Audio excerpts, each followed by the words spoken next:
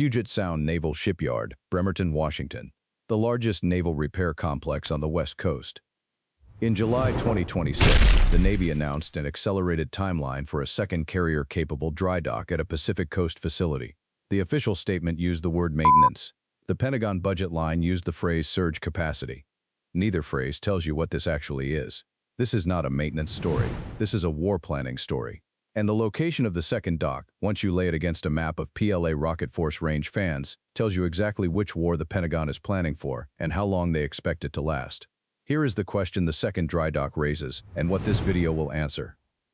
Why now? Why the West Coast? And why does the site selection only make geometric sense if the primary threat vector is trans-Pacific? The answer is not in the Navy's press release. It is in the arithmetic the Pentagon ran on a Taiwan contingency. That arithmetic leads somewhere most analysts have been reluctant to say out loud. The United States is preparing for a Pacific war that lasts longer than 90 days, and for the possibility that carriers come home with battle damage. The second dock is the physical result of that conclusion. Once you understand the geometry, the location stops looking like a logistics upgrade. It starts looking like a doctrine shift written in steel and concrete. Stay with this. The map is about to change how you read every Navy headline for the next decade. The story behind that decision begins not in 2026 but in 2019, when the Congressional Budget Office produced a classified assessment of Pacific carrier sustainment under contested conditions. Portions of that assessment have since been referenced in public testimony. The core finding, summarized in open sources, was stark. Under a high-intensity Pacific scenario, the United States had one facility capable of handling battle-damaged Nimitz-class or Ford-class carriers on the West Coast. One facility, one dry dock complex rated for nuclear-powered carriers of that displacement. And that facility sits in Bremerton, Washington, which is inside the unrefueled range of China's DF-26 intermediate-range ballistic missile. That is not an abstraction. The DF-26 has a publicly assessed range of approximately 4,000 kilometers in its land attack variant. Bremerton, measured from the Chinese coast, sits at approximately 8,600 kilometers. At maximum range, the DF-26 does not reach Bremerton, but that calculation assumes a static launch point. A DF-26 launched from a forward-deployed position, from a ship, or from a mobile launcher in the Western Pacific Theater changes the geometry. And the geometry of what a sustained Pacific campaign looks like after 90 days is exactly what the CBO assessment was modeling. The radar scope does not lie. The freedom of navigation patrol does not happen by accident. The carrier defense screen does not form around a ship that is not expected to matter. Watch the flight deck. Watch the Hawkeye. Watch the submarines running their hunt operations beneath the surface. The picture is the strategy. Here is the complication that changes the entire strategic picture. It is not about the DF-26's range against Bremerton in isolation. It is about the single point of failure problem. The United States Navy currently operates 11 nuclear-powered aircraft carriers. In any given Pacific contingency, planning documents have assumed that between 2 and 4 of those carriers would be operating in the Indo-Pacific theater at any one time. A carrier strike group can sustain operations for a limited duration before requiring maintenance. If a carrier sustains battle damage, that timeline compresses dramatically. It needs a dry dock rated for its displacement, capable of nuclear work, with the tooling and workforce to execute repairs under wartime conditions. On the West Coast, as of the day this decision was announced, there was effectively one such facility. What happens to your operational tempo if that facility goes offline for any reason? Damage, sabotage, workforce attrition, or the political decision to keep it out of range during an active conflict? You have carriers that cannot be repaired on the Pacific side of the continent. You route them to Norfolk, Virginia, or to Puget Sound's alternate sites, but neither option maintains the repair cycle fast enough to sustain carrier availability in a prolonged campaign. The Pentagon ran that math. The result was a maintenance gap that, under realistic 90-day-plus conflict assumptions, would reduce effective carrier presence in the Pacific by a significant fraction exactly when you need it most. I spent time going through the open-source material on this, the RAND analyses, the CBO references in congressional testimony, the Navy's own 30-year shipbuilding plans, and one number kept coming back. The projected shortfall in carrier repair capacity is not a peacetime concern, it is a sustained combat concern, which means the second dry dock is not a solution to a peacetime scheduling problem. It is a solution to a wartime production problem. That reframe matters. Because a wartime production problem implies something that nobody in the Navy's Public Affairs Office said directly. The United States is explicitly planning for the possibility that this conflict does not end in 90 days. Now here is the part the map does not show yet. The site selection for the second dock is where the doctrine shift becomes legible. The Navy considered multiple options. The West Coast constraint is not absolute, at least not for conventional carriers. But for nuclear-powered carriers, the list of facilities with the necessary infrastructure, the nuclear-qualified workforce, the displacement capacity, and the security envelope narrows very quickly. When you overlay those candidate sites against PLA Rocket Force range fans, something becomes clear that the official statements have not said directly. The geometry of the selected sites only makes sense if the primary threat vector being planned against is trans-Pacific, not Atlantic. An Atlantic threat scenario would push repair capacity toward the East Coast. A peer competitor Pacific scenario pushes it toward the West Coast, but specifically toward sites that sit outside the realistic engagement envelope of even extended-range Chinese systems under the most aggressive forward deployment assumptions. San Diego Naval Base, Bremerton. Candidate sites further south or in the interior of the Pacific Coast Infrastructure Network. Each sits at a different distance from various Chinese missile systems under various deployment assumptions. The Pentagon site selection, read against those range fans, tells you which threat envelope they were actually designing against. Here is the central question again, because this is where the analysis turns. Who is the second dry dock actually for? The official answer, the Navy's carrier fleet. The real answer is more specific. It is for a carrier that has taken damage in a Taiwan contingency and needs to be repaired fast enough to return to the fight before the campaign reaches a decision point. That is a sentence the Navy will not say in a press release. But it is the only sentence that explains why this is happening now, at this cost, on this timeline. The timeline is the tell. Dry dock construction of this scale takes years under normal acquisition timelines. The accelerated schedule announced in July 2026 implies the decision to proceed was made well before the announcement. The site selection had already been resolved, and somebody in the building decided the single point of failure risk was no longer an acceptable planning assumption. That is a significant institutional shift. It means the risk calculus on a Pacific contingency changed. It changed because the assessment of how long such a contingency might last changed. Here is the take that will probably generate disagreement. The Navy's move to accelerate this dock is, in effect, an admission that the 90-day war model for a Taiwan contingency is no longer the primary planning scenario. It has been replaced by a sustained campaign model. And a sustained campaign model for a Taiwan contingency is a fundamentally different strategic posture than anything the public has been told the United States is planning for. Most people assume Taiwan contingency planning centers on a fast, decisive intervention, a carrier-heavy response that either deters PLA action or defeats it quickly before escalation dynamics make the conflict unmanageable. The evidence from the shipyard tells a different story. The evidence says the Pentagon is hedging against a war that does not end quickly, a war where carriers come home damaged, get repaired, and go back out. That is a multi-year conflict model. That is a different kind of commitment. What do you think? Does building repair capacity for a sustained Pacific campaign make deterrence more credible, or does it signal to Beijing that Washington has already accepted the possibility of prolonged conflict? Drop your answer in the comments. This is not a rhetorical question. The answer matters for how you read everything else the Navy announces in the next 24 months. Let's build the chessboard, because the geometry of the Pacific theater is what makes all of this legible. The E-2D Hawkeye banks slowly overhead, its rotodome turning, its radar painting the ocean in concentric rings. That aircraft is looking west, toward the first island chain, the arc running from Japan through the Ryukyus, through Taiwan, through the Philippines. It is also watching the space behind it, the second island chain, anchored at Guam, and the Marianas, the operating envelope from which American carriers and submarines have always projected power into the Western Pacific. The contested water between those two chains fills the Hawkeye's scope. The inner boundary of that scope is Beijing's objective. The strait is water, and water is crossable, but the Ohio-class submarine cruising silently beneath the Pacific horizon exists precisely because crossing it costs something. A narco submarine can slip through undetected, an amphibious fleet cannot. The sonar dome sweeping the ocean floor, the MH-60 Seahawk running its submarine hunt pattern low over the waves, the destroyer holding its position on the carrier defense screen. These are the instruments that make that 130-kilometer crossing the most expensive and dangerous transit in military planning. The carrier's role in a Taiwan contingency is not to sit in the strait. The strait is too narrow, too shallow, and too enclosed for a carrier to operate safely under contested conditions. The carrier's role is to operate from a standoff position, likely east of the Philippines or north of the first island chain, and project power into the theater through its air wing, which extends roughly 800 to 1,000 nautical miles with aerial refueling factored in. That is the operational geometry, and that geometry puts American carriers inside the engagement envelope of several Chinese missile systems, including the DF-21D and the DF-26 in their anti-ship variants.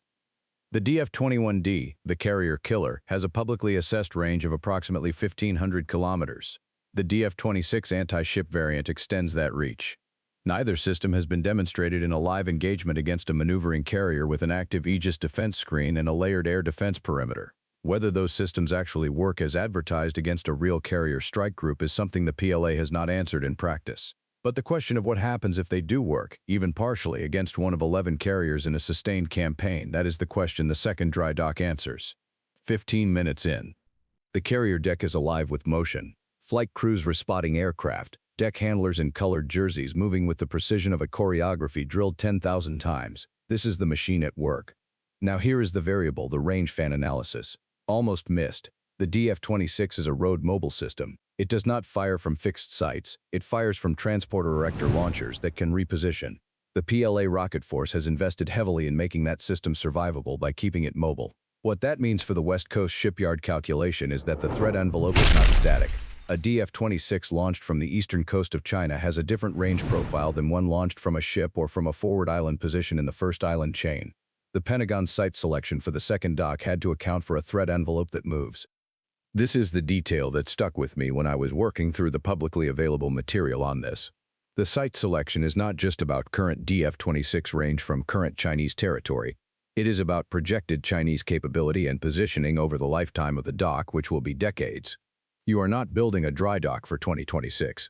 You are building it for 2035, 2040, maybe 2050.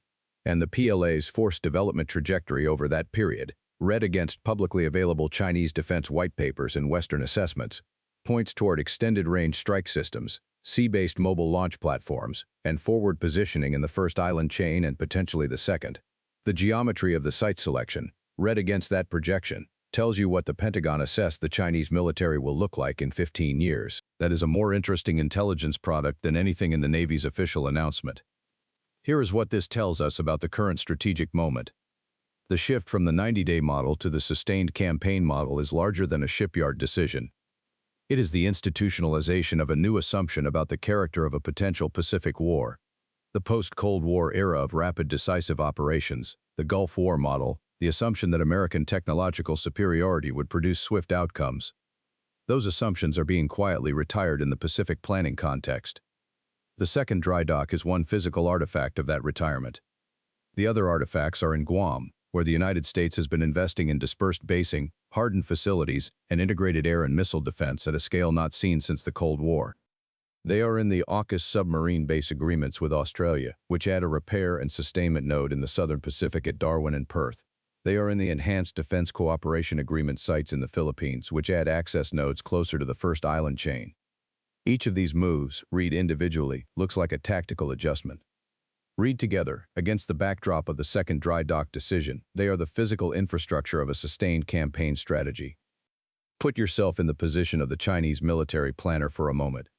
You have designed your A2AD architecture, the carrier killers, the anti-ship missiles, the submarine force, the island-based sensors and radars, around one assumption about American operational tempo. America will try to fight fast and win fast, because America's domestic political economy does not tolerate long wars. If the American carrier fleet can be threatened or disrupted in the first 30 to 60 days of a conflict, the political will to sustain the commitment will erode. That is the strategic theory behind the DF-21D and the DF-26. They are not just weapons, they are political instruments designed to break American resolve by threatening American power projection assets. The second dry dock challenges that theory directly. It says, assume you damage a carrier. Assume you force American naval presence back from the first island chain for a period. The carrier gets repaired. It comes back. The campaign continues. That changes the calculation. Not decisively, not alone, but it changes it. A military that knows its adversary has planned for a sustained conflict and built the infrastructure for one cannot rely on the assumption that a single dramatic blow early in the war produces political collapse. The theory of victory underlying the Chinese A2AD investment depends partly on that assumption. The second dry dock and the broader infrastructure investment it represents is designed to make that assumption unreliable. One unresolved question. The second dry dock solves the West Coast carrier repair problem. It does not solve the workforce problem. A nuclear-qualified shipyard workforce cannot be built in months. It takes years to train the personnel who can work on the propulsion systems of a Nimitz-class or Ford-class carrier. Puget Sound Naval Shipyard has been managing workforce constraints for years, and those constraints are public record. Whether the accelerated dock timeline is matched by an accelerated workforce development program is a question that has not yet been answered in public documents. If the dock is built and the workforce is not there to use it at the capacity a sustained campaign scenario requires, the strategic value of the investment drops sharply. This is the kind of implementation gap that looks fine in a budget document and only becomes visible when you need it. Will the workforce be ready when the dock is? Comment with your read on this. Shipyard workforce capacity is one of the most undercovered stories in American naval readiness, and people who have worked in that industry tend to know things that don't show up in congressional testimony. Let's close the chessboard. Here is where the board stands as of July 2026. The United States has 11 carriers. China has 3. With more under construction, the United States has a carrier repair infrastructure being expanded specifically for sustained Pacific conflict. China does not have a comparable problem to solve because China does not operate carriers in the same power projection role in this scenario. China's carriers are relevant, but the asymmetry of the repair and return problem runs in America's favor. The PLA's investment in carrier killing systems is real and substantial. The DF-21D, the DF-26, the YJ-18 anti-ship cruise missile, the submarine-launched YJ-12, the Type Bofus-5 combatant as a strike platform. These are genuine capabilities. The question is whether they are sufficient to produce the strategic outcome Beijing needs. A rapid termination of American carrier presence in the Western Pacific before American political will can consolidate. The second dry dock is part of the American answer to that question. The answer is, we are planning for the scenario where your weapons work, at least partially, and we are building the industrial base to absorb that and continue. Here is what remains unresolved. The site selection for the second dock has not been publicly finalized at the level of detail that would allow a complete range fan analysis. The choice between a Puget Sound expansion and a more southerly site further from the northern Pacific approach routes is still being negotiated between the Navy, the congressional delegations involved, and the environmental and infrastructure review processes. That ambiguity is itself informative. The fact that both options are still on the table suggests the range fan geometry is genuinely contested inside the building. There are planners who think Bremerton is fine under realistic threat assumptions, and there are planners who want additional standoff from the northern Pacific approach corridor. That internal debate has not been resolved. The second unresolved variable is the Chinese response. Beijing has watched the AUKUS announcement, the Guam buildup, the Philippine basing agreements, and now the dry dock acceleration. Each of those moves individually is explainable as routine military investment. Together they trace the outline of a sustained campaign posture. Whether Beijing's military planners have drawn that conclusion, and whether that conclusion changes their own timeline calculus for a Taiwan contingency, is not something that appears in open sources. But it is the most consequential strategic question on the board right now. On the carrier's flight deck, F-35s sit fueled and armed in rotating alert cycles. Below decks, radar operators stare at scope screens tracking contacts across hundreds of miles of Pacific Ocean. The tempo of those operations, sustained, expensive, continuous, answers the strategic question without a word of commentary. The United States is building the infrastructure for a long campaign, and it is building it now. The carrier does not decide a Taiwan contingency by itself. The dry dock does not decide it either. But the dry dock tells you something the carrier's presence cannot. It tells you how long America is prepared to stay and what it is prepared to absorb and recover from. That is the message, not the hull in the water, the facility waiting for it on the coast. For China's military planners, a single dramatic strike on American naval power that forces a temporary withdrawal no longer terminates the campaign if America has the infrastructure to repair, refit, and return. The theory of political collapse through early naval victory becomes harder to sustain when the adversary has explicitly built for the long game. The board favors sustained American presence today. It will favor it more when the second dock is operational. The question is whether the workforce, the budget, and the political commitment remain consistent long enough for the dock to matter when it is needed.